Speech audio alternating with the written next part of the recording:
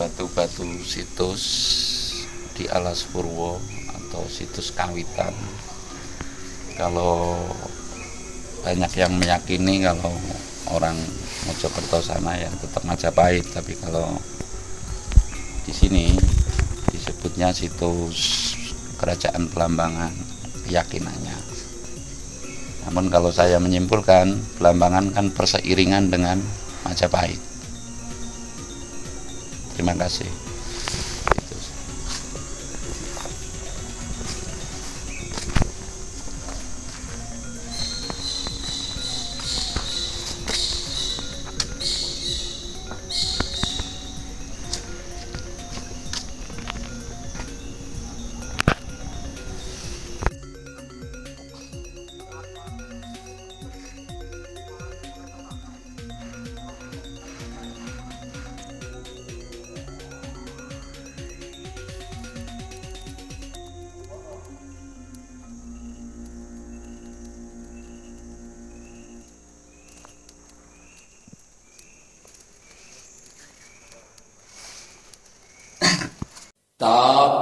Tapi ulo salam yo atur bagyo wis kono santara. Hong wilahing jati nukuni ajat-ajat leluhur Nusantara tapi uluk salam mulia. Hari ini ya, hari Rabu. Iya apa ya? Hari Rabu. Tanggal 18 Oktober tahun 2022. Hati saya sangat bersyukur atau bahagia atau ya kata Pak Ponerin tadi apa? Berkah gitu. Berkah. Oh ya, hari ini hari yang sangat berkah. Saya bersama Handai Tolan secara mudahnya di Alas Purwo yang sudah berpuluh-puluh tahun di sini. Ini Mbah Ponerin atau Yang Ponerin atau Pak Ponerin gitu. Pak Ponerin aja. Pak Ponerin. Biar muda terus. Nah, ini kan saya pengen tahu nih. Aslinya Alas Purwo itu ada berapa tempat ritual? Lalu nanti masuk ke ranah anunya apa? Inti ritualnya gitu. Monggo Pak Ponerin. Kalau mengenai tempat ritual, sepanjang yang saya tahu itu memang banyak banget. Saya nggak mungkin tahu semuanya ya, tapi sebagian besar bisa saya sebutkan satu persatu. Dimulai dari utara. Dimulai dari utara di ujung Alas Purwo itu ada namanya Makam Ki Ageng Kalong. Itu ada di Sembulungan. Itu orang nyebutnya Makam Gandrung. Nah, ya kan? Itu tempat ritual. Terus geser ke utara lagi itu ada namanya Mbok Rondo Kuning. Mbok Rondo Kuning. Nah, itu ada juga di utara. Terus geser-geser ke selatan. Nah, akhirnya kita ketemu Desa Kutorjo. Nah, dari Desa Kutorjo ini kalau ke selatan terus itu di sepanjang perjalanan ada juga spot-spot orang ritual. Satu dimulai dari orang nyebutnya Kucur Kayangan. Kucur Kayangan. Kucur Kayangan. Ya orang sebut Kucur gitu aja ya. Nah, itu di situ tempat ritual. Geser lagi ke selatan ada namanya Gunung Kunci. Gunung Kunci. Gunung yang Kunci. Tadi itu ya, Mas Wiji nunjukin ke saya. Ada sumbernya kecil juga itu. Nah, terus kita ke lebih utara, lebih selatan lagi. Ada itu di Curah Jero namanya gua yang dulu ditempati Mbah Abu. Itu ada di situ. Itu tempat ritual juga. Terus geser lagi ke selatan ada namanya Gua Selo Mangleng atau Gua Mangleng. Yang dulu pernah dipakai sama Pak Mantep gitu ya. Oh ya, Pak Mantep pernah ritual di situ sampai punya gedokan untuk wayang itu. Nah, setelah itu lepas dari Gua Mangleng, mungkin kalau kita nyusuri merepet ke gunung terus ada lagi spotnya tapi nggak kita lewati di situ. Kita langsung pergi ke selatan lewat jalan raya yang tadi itu, kita langsung ketemu yang namanya Situs Kawitan. Yang tadi itu. Yang tadi itu Situs Kawitan. Ya, setelah Situs Kawitan masuk ke. Enggak, sebentar itu. Ya. Kelihatannya situs Kawitan itu dengan namanya saya terkesima. Itu sekilas itu seperti apa itu? Oh gitu, situs Kawitan itu dulu awal ditemukannya memang berupa onggokan-onggokan batu. Batunya itu seperti batu candi. Mungkin Pak Wiji lebih tahu ya, karena dia asli orang sini.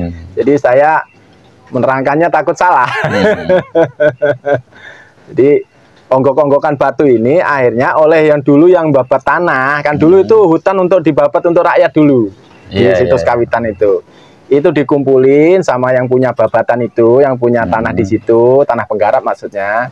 Nah terus dibikin ritual baru muncul yang namanya situs itu. Ternyata itu peninggalan dari zaman dulunya dulu gitu. Nah ini yang karena nggak ada bukti tertulisnya, saya nggak berani menerangkan terlalu jauh. Yang jelas itu peninggalan. Gitu. Akhirnya sampai sekarang dirawat, diuri-uri oleh masyarakat sekitar, terutama juga oleh orang-orang dari Bali. Jadilah seperti itu, namanya diberi nama situs Kawitan. Karena diyakini awal mula dari situs-situs yang ada di sini itu awalnya di situ. Kawitan itu kan seperti awalan gitu. Murwo lah, Murwakane gitu. Seperti itu kalau sekilas mengenai situs Kawitan. Nah, kalau apa tadi yang banyak pandengnya itu?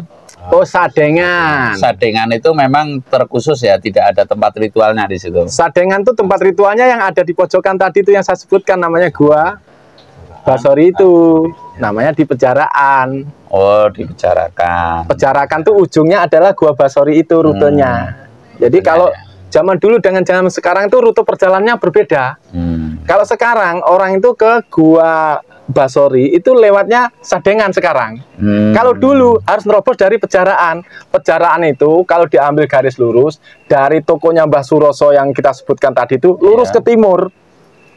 Itu ada daerah Gersang, banyak batu-batunya, ya kan? Di situ pojokannya itu baru namanya Gua Basori, itu tempat ritual. Guanya itu wujudnya gua, tapi itu sebetulnya lorong air yang sudah kita masukin itu sepanjang sekitar 200 meter baru dia buntu. Jadi kita masuk itu sampai 200 meter itu di lorong air itu. Itu Gua Basori. Lah terus ke sini itu sampailah kepada tadi kan kita masuk ke apa Sadengan ya. Sadengan terus kita keluar sampailah ke ini namanya Sendang Pancur. Oh ya, Pancur berarti yang sudah nyampe sini. Ya. Nah, setelah itu apa dari Basori itu masih ada tempat lagi. Gini, kalau Basori itu secara posisi dia akan agak ke tengah daripada jalan kita. Sebetulnya itu masih satu rentetan. Kalau mau langsung ke gua lebih dekat dari Basori secara perjalanan kaki. Tapi secara perjalanan kendaraan orang nempuhnya rute dari Pancur gitu loh. Masuk ke Gua Istana yang dimaksud. Gua Padepokan dulu yang paling dekat dari Gua Basori itu Gua Padepokan, setelah itu Mayangkara baru Gua Istana. Tapi berhubung akses jalan kita ini sudah dibuat sedemikian rupa sehingga orang lebih mudah lewat Pancur sini baru Gua Istana, Mayangkara baru Padepokan, seperti itu. Soalnya di ujung Padepokan itu yang saya maksud Gua Basori itu. Gitu loh, di dekatnya sana. Nah, lalu kalau ini kan inti spiritual yang terkenal itu kan adalah Gua Istana. Gua Istana, ya kan? Ya. Gua Istana. Namun karena ini hujan, jadi saya belum sempat ke sana, gitu. Ya, nah, saya kepingin kepingin mendapat keterangan dari yang sudah puluhan tahun di sini. Taruhlah, ini Mas Wiji nih, perkenalkan. Ini Mas Aan Haryanto ini. Ya. Nah, ini merupakan tim saya di sini kalau saya berkunjung ke sini, gitu aja. Lah, saya ingin tahu yang sesungguh-sungguhnya kaitan tadi yang ada itu apa?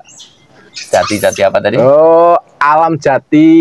Ya, atau boleh disebut Purwojati itu. Seperti itu. Kalau harus disematkan Purwonya boleh disebut Purwojati. Tapi kalau dia itu bebas, dia Alam Jati. Itu ceritanya gimana itu ceritanya? Ceritanya itu kalau mengenai sumbernya, jadi sumber cerita ini kan saya punya kawan namanya Heri Persada, ya kan, yang dulu lelono di Parangireng itu lama. Itu pernah ngajak kita untuk masuk ke Alam Jati yang pernah dia masukin gitu loh. Nah, spotnya itu ada di dalam Gua Istana. tapi di lorong yang sulit dimasukin. Gitu ya. Kecuali dengan penuh kesabaran, penuh kepasrahan gitu, orang baru bisa masuk tanpa kehabisan oksigen, tanpa kesusahan gitu. Setelah masuk situ, baru orang bisa menemukan spot alam jati tersebut. Itu yang ngajak itu Heri. Tapi saya secara pribadi memang belum sempat karena Heri itu keburu mengembara di tempat lain. Tapi masih dia punya beberapa komitmen yang bisa kita lanjutkan sendiri di sini. Oh gitu ya. Iya. Jadi nanti suatu saat kalau berjodoh saya akan bisa ketemu lagi sama Mas Heri itu. Amin. Persada itu. Nah, ini yang pokok itu adalah menurut saya dari inti itu adalah alam Purwojati itu. Iya, Ya. alam jati. Alam Purwojati. Purwojati. Sirap